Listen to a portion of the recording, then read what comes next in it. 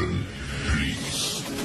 The show starts in 3, 2, 1, go.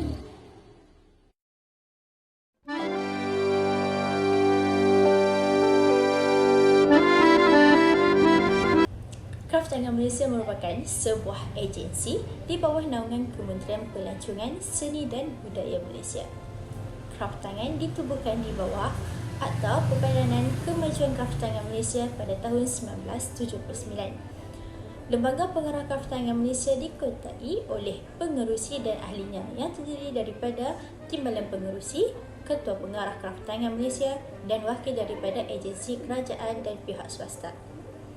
Pentadbiran Kraft Tangan Malaysia dikuasai oleh Ketua Pengarah dan dibantu oleh 2 orang Timbalan Ketua Pengarah, iaitu Timbalan Ketua Pengarah Operasi dan Timbalan Ketua Pengarah Pembangunan bagi mencapai visi, misi dan objektif Kraft Tangan Malaysia. Visi Kraft Tangan ialah menjadi peneraju dalam pemerkasaan industri kraft negara yang mapan dan berdaya saing. Manakala misi Kraft Tangan pula ialah memacu pembangunan industri kraft sebagai pembangkit sosioekonomi yang mampan dan perlindungan seni kraft warisan. Serangkap pantun daripada saya. Peroda bermain sepak raga, tinggalan warisan jangan disia-sia. Usaha Kraft Tangan Malaysia perlu dibangga, bangunkan industri kraft Malaysia. Terdapat pelbagai seni kraft tangan di Malaysia, antaranya ialah wau bulan, tenun songket, anyaman bengkuang, labu sayung, ukir kayu, kodok kepang, batik, sip dan keris. Industri kraft tangan bukanlah antara kegiatan ekonomi gergasi di Malaysia. Hal ini menyebabkan industri kraft tangan negara kian lenyap di telan zaman. Sesetengah berpendapat bahawa kurangnya perhatian kerajaan terhadap industri ini menjadikan masalah ini berlarutan. Kurangnya juga pengusaha-pengusaha muda juga menyumbang kepada isu ini. Oleh itu, orang ramai seharusnya sedar akan kepentingan industri ini meskipun industri ini berskala kecil. Wau bulan merupakan wau yang paling popular di Malaysia. Wau bulan juga terkenal oleh rakyat pantai timur dari semenanjung Malaysia iaitu di negeri Kelantan.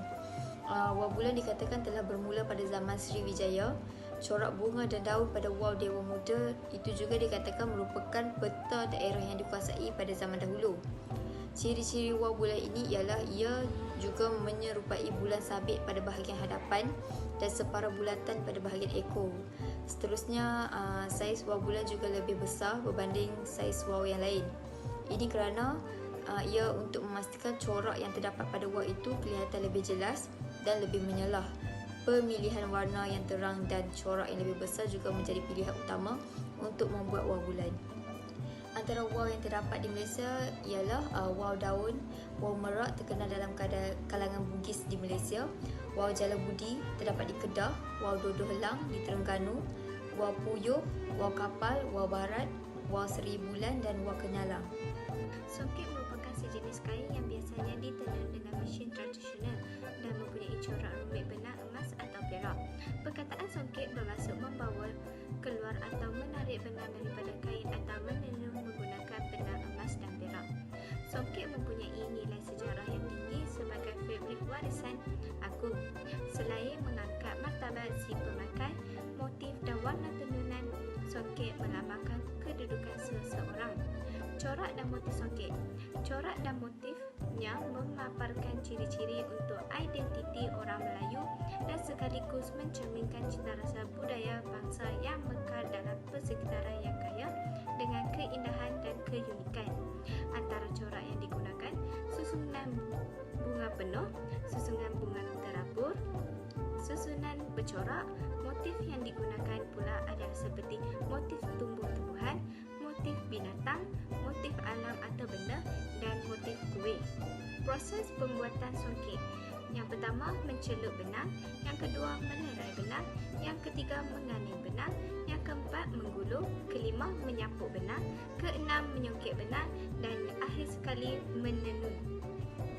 Anyaman merupakan seni yang mempengaruhi kehidupan dan kebudayaan masyarakat Melayu. Menganyam bermaksud proses menjaringkan atau menghilangkan bahan-bahan daripada tumbuh-tumbuhan untuk dijadikan satu rumpun yang kuat dan juga boleh digunakan. Antara bahan-bahan tumbuhan yang boleh dianyam ialah lidi, rotan, akar, buluh, mengkuang dan sebagainya.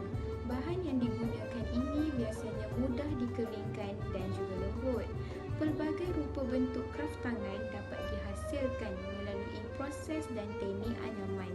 Bentuk-bentuk anyaman yang dibuat akan merujuk kepada fungsinya tersendiri seperti dibentuk menjadi bakul, topi, tudung saji, tikar dan aneka rupa bentuk yang boleh digunakan dalam masa seharian. Seterusnya, saya akan menceritakan tentang labu sayung.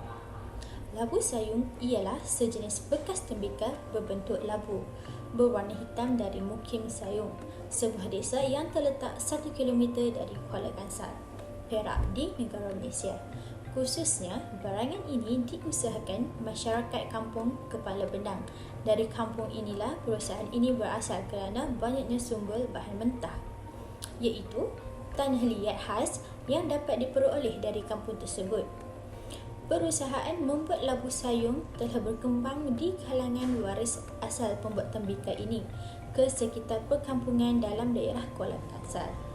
Lanjutan daripada ini, bekas penyimpanan air yang dihasilkan daripada tanah liat ini dibentuk dan diukir dengan teliti. Motif ukirannya banyak menjurus kepada unsur tradisional, khususnya bunga-bungaan seperti bunga tanjung, bunga padi, senduduk, lawang, cengkeh dan pucuk rebung. Seterusnya ialah ukiran kayu. Ukiran kayu adalah seni kraftangan yang telah lama wujud dalam kalangan masyarakat Malaysia, terutamanya bagi masyarakat Melayu, masyarakat etnik Sabah dan Sarawak serta orang asli.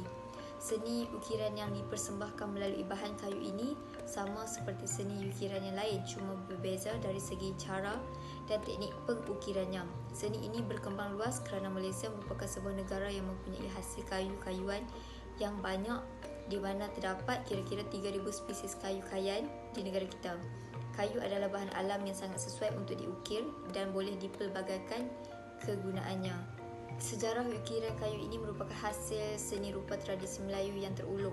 Sejarah ukir di tanah Melayu banyak terdapat dalam catatan sejarah, iaitu dalam Sejarah Melayu, di mana dikatakan seni ukiran Melayu tradisi telah ada sejak lebih 500 tahun dahulu.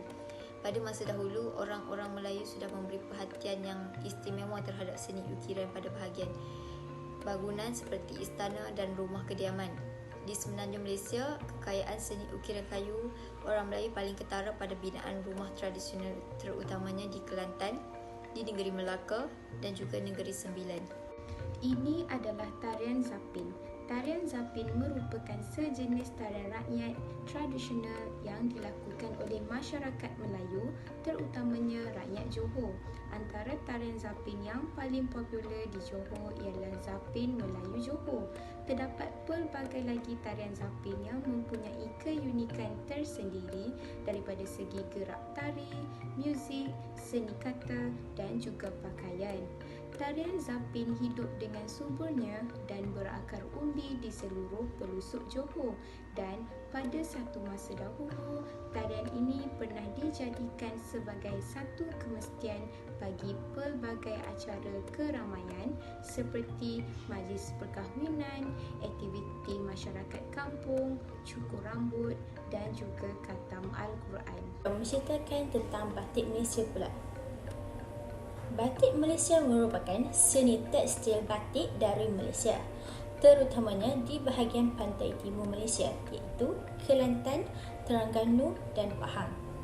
Batik Malaysia menggunakan motif flora dan jarang menggunakan motif makhluk hidup seperti manusia dan haiwan, selaras dengan larangan dalam Islam menggunakan imej haiwan sebagai hiasan.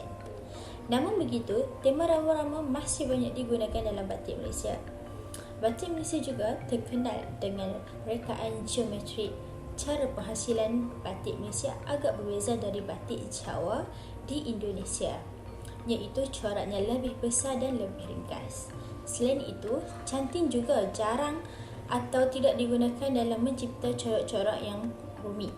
Warna-warna yang digunakan dalam batik Malaysia juga lebih cerah berbanding batik Jawa. seterusnya saya akan berceritakan tentang sip. Sip adalah sejenis alat muzik tradisional yang berbentuk gitar yang berasal dari Sarawak dan Kalimantan, iaitu tengah kepulauan Borneo. Alat muzik ini sering digunakan oleh kaum etnik Kenyah, Kayan, Iban, Dayak dan Kelabit. Alat muzik ini diperbuat dari kayu lembut seperti meranti. Alat muzik ini dapat mengalunkan irama yang mengasyikkan sesuai dengan latar belakang hutan tropika di Borneo. Antara pemuzik sip yang terkenal adalah Jerry Kamit. Pada asalnya, alat muzik sip ini dimainkan untuk upacara ritual di rumah panjang.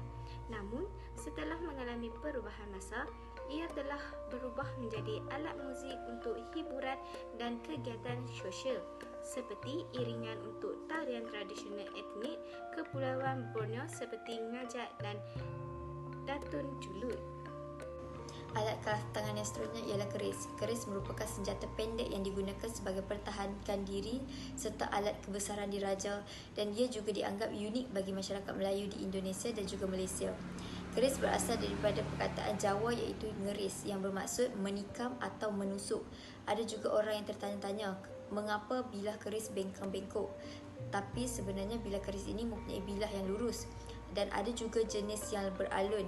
Ia juga dipanggil sebagai lok. Bilangan lok yang terdapat di keris selalunya ganjil kerana ia dikatakan dipadankan dengan ciri-ciri keislaman seperti tulung Islam, keliling tawaf, wakaf rukun sembahyang dan jumlah sembahyang 5 waktu.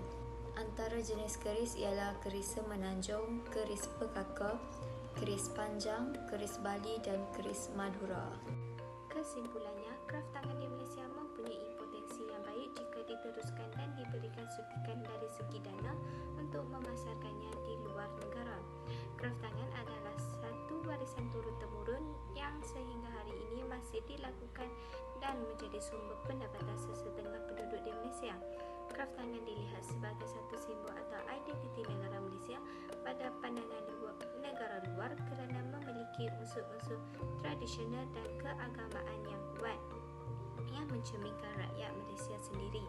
Selain itu, pengusaha kraftangan juga melihat akan faktor-faktor semasa seperti kebanyakan polisi kerajaan pada masa kini lebih kepada menyelamatkan alam sekitar dan melarang penebangan pokok secara haram, dan ini menyukarkan lagi bagi mereka untuk mendapatkan hasil hutan untuk menghasilkan barangan kraftangan.